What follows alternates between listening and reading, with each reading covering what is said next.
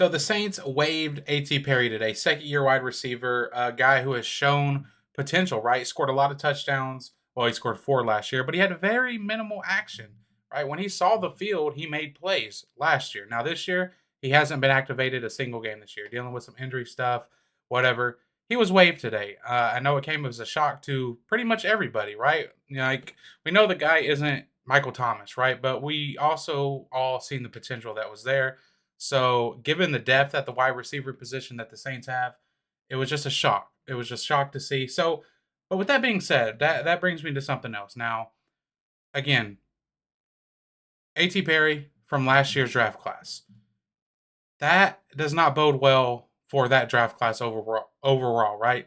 And in the NFL, if you're going to succeed, one thing you better do, especially if you work the cap the way the Saints do, you better draft well, right? Because if you're going to be constantly kicking the can down the road on the salary cap and consistently strap yourself of being able to sign, really premier free agents, yeah, they go out and get guys here and there, but they don't really sign the big names, and if you're going to roll that way, you better be sure that you're able to draft really, really well. And the Saints honestly just have not been able to do that lately. So let's take a look at some of the past draft classes here. Let's move over here. So obviously, let's start here, right? One of the best draft classes in history. The Saints at this point were 7-9 for 3 straight years. It looks like the Sean Payton era was over. It looked like it was coming to an end. 3 straight years of just straight mediocre football, or bad football, right? 7-9 losing records, horrible defense, yada yada. You get the point. And then this draft class right here single handedly saves a bunch of jobs, right? We don't need to spend too much time on it. We know Lattimore, All Pro, Ramczyk, All Pro, Marcus Williams, very good safety. Obviously, AK Anzalone is a starter with the Detroit Lions. Hendrickson, one of the best edge rushers in the league, top 10. And then Muhammad has even seen significant playing time with other teams like the Bears and the Colts. So perfect, right? That right there, that draft class alone bought so many people so much more time within the Saints organization, right? So, then the next year, all right, and this is where it gets pretty ugly. So then the next year, Marcus Davenport, trade 2 first-round picks for him. We know how that works out, right? Doesn't stay healthy with the Saints, goes to the Vikings, doesn't stay healthy with them, goes to the Lions, and I think he's already out for the year with the Lions. Traquan Smith, again, another wide receiver who, did some things, right? Did some things when he was on the field, but again, he kind of just couldn't stay healthy, couldn't cut it. Definitely, third-round pick. It is what it is. Rick Leonard, I mean, come on, right? Like, come on. That was a horrible pick. I don't care if it's round 4, horrible pick at the time. And he's probably not even still in the league anymore. Jamerson, Latrell Jamerson, horrible pick. I think he was playing in Canada or something last time I checked. Cameron Moore, I mean, Boston Scott, right? Like, out of this whole draft class right here, Boston Scott, maybe Will Clapp. It's probably Boston Scott was the most successful one. Has to be, right? I mean, so like, and then moving on to 2019. This was a good one, right? You get Eric McCoy, great elite center.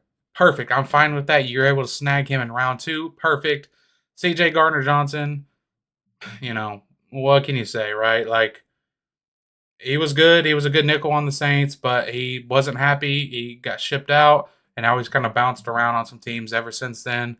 Decent player, but it doesn't matter if he's a decent player and he's not on your team after a couple years.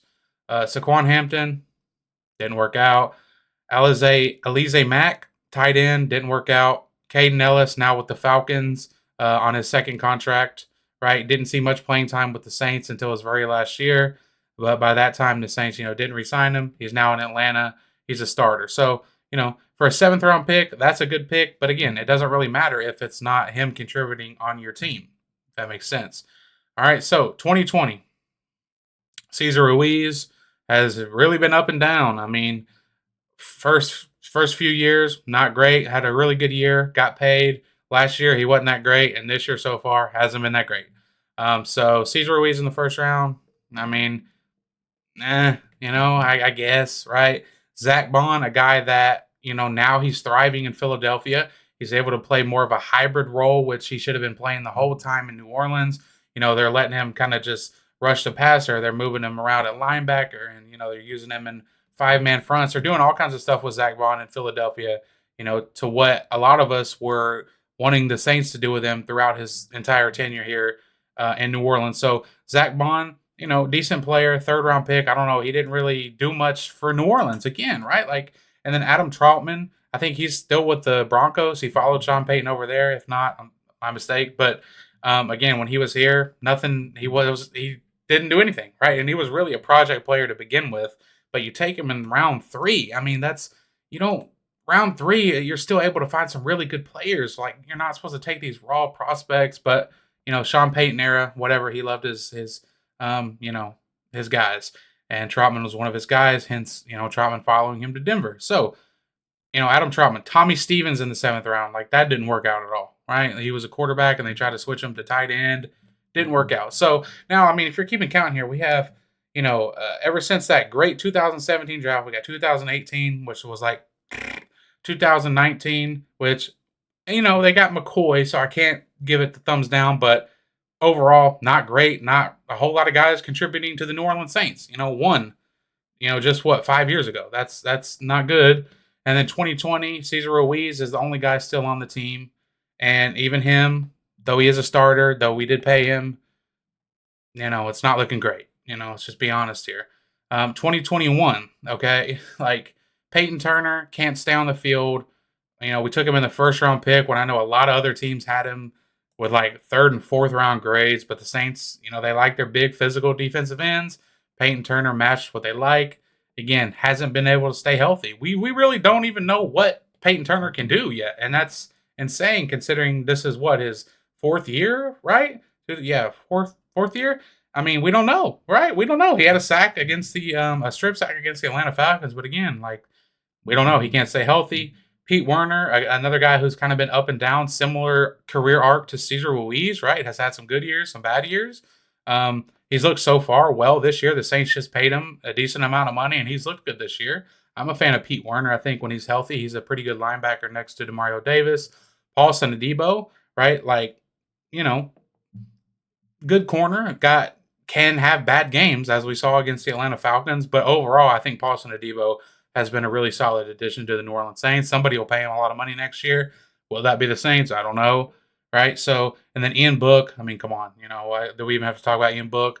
Landon Young in the 6th round. Landon Young has been solid depth. I think, as a 6th round pick, that's really pretty much what you can ask for, right? A 6 offensive lineman, guy that can come in and really play any position when you need him most, right? And then Kawan Baker, like, waste. So, 2021 could have been worse, right? But still, you got Pete Werner, Adebo, Landon Young. Not bad, right? 2021, not bad. But the Peyton Turner pick kind of makes it for me, And then, 2022, right? Chris Olave, Trevor Penning in the 1st round. So far, Trevor Penning, look, we all know how it's gone so far. Injured his rookie year, 2nd year, got benched 5 games in. And now here we are, year 3. And it's kind of been up and down, right? I know the offense, Clint Kubiak does all that he can to protect him. We'll just leave it at that. But Alontae Taylor, I'll give it this one. Like, Alontae Taylor is looking to be a really, really good football player. Was really good his rookie year playing on the outside. Moved him into the nickel position for his 2nd year and had some ups and downs, but you could still see on tape what he really could bring to a defense. And I think now, in his year 3 and year 2 of him playing the nickel, you're seeing him start to really develop and trust his technique more and just play really, really fast. So I like, and then DeMarco Jackson is, depth, Jordan Jackson. So Alontae Taylor and Chris Olave, obviously, don't even got to talk about Olave. That's a hit. Everybody knew that was going to be hit, no question.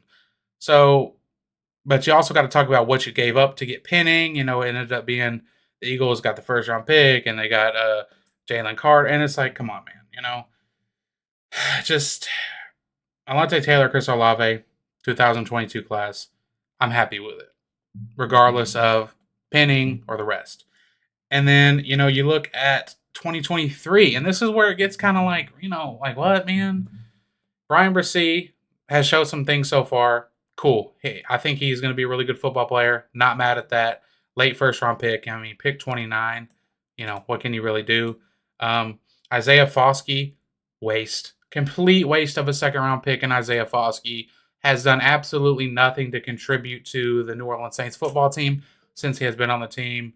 Yeah, complete waste of a pick. Kendre Miller, I mean, I hate to say it, so far he just hasn't. He's also been a waste of a pick, right? He hasn't done anything. I mean, he's played in what, less than a handful of games, going on, close to a year and a half now. It looks like he is back at practice. He might be able to go this week. I don't know, but so far, I mean, you got to call it what it is, right? We got him in the third round. He was supposed to be that, that 1-2 punch with AK, with AK getting older in age. I think the Saints were banking on him being the starter by now so that we wouldn't get to this point where Alvin Kamara is wanting to get paid again. I think they were banking on that. And Kendre Miller, again, another guy for the Saints that just cannot stay healthy. Nick Saldiveri, again, he was kind of a more raw prospect coming out of college off on the offensive line. I think they were expecting him to win the left guard job this year, but Lucas, again, Saldiveri couldn't stay healthy. The Saints love these guys that just cannot stay healthy, and that made room for Lucas Patrick to come in and win that left guard job. Jake Haener, quarterback 2, you got him in the fourth round. You take your shot at a quarterback, whatever. And then Jordan Howden, I mean, a guy, again, he couldn't win the starting safety job this year. Will Harris beat him out. And, he was a rookie last year, got some playing time with some guys' injuries when Marcus May was out. But, now it's like he only comes in on certain packages, right? We were expecting this guy to take the leap and become a starter, and it just hasn't happened, right? Fifth round pick, it kind of just is what it is. And then you get to A.T. Perry, the guy that was released today, right? Like, a guy who showed promise in games, and for whatever reason, he was waived today. I don't know. And then, of course, this newest draft, Taliese Fuaga looks like a hit. Kool-Aid looks like a hit. Spencer Rattler, we don't know yet. And then the rest of these guys, who knows, right? So it's hard to sustain a successful football program when you have draft classes, like this ever since 2017. Like I said, 2018, like horrible, right? Like just horrendous. 2019, you got Eric McCoy. That's it. 2020, you got Ruiz, I guess, So let's go through and count, right? So ever since 2017, how many solidified starters and excellent contributors to the New Orleans Saints football team have they gotten? So 2018, I would say none, right? None. 2019, Eric McCoy won. 2020, Cesar Ruiz, do we count him, right? Okay, I guess we'll count him 2. 2021, Pete Werner and Paulson Adebo. Okay, so that's 4, right? 4. 2020, or that was 2021, right? So 2022, we got Olave and Taylor. I'm not counting Penning yet. You can't, right? You just can't count them, right? So that's 6 total. And then Brzee, I'll count him 7. I can't count Foskey. I can't count Miller yet. He can't stay healthy, and I can't count any of these other guys, right? So what am I at? 7 still. And then from 2024, obviously it's still way too early to tell, but I think right now, at least Fuaga, and I'm pretty confident in saying Kool-Aid as well. So what's that? 9 total guys, and 1, 2, 3, 4, 5, 6, 7 drafts. So in 7 drafts total, you have 9 guys that have really been able to contribute to the New Orleans Saints. I mean, you can't sustain a winning franchise when you don't draft well, especially, like I said in the beginning of the video, when you take the approach that the Saints do and kicking the salary cap can down the road, because you can't depend on big free agents coming in to make your football team better. You have to count on drafting well. And overall, that's just something the Saints just haven't been able to do. Yeah, appreciate you guys watching. Peace.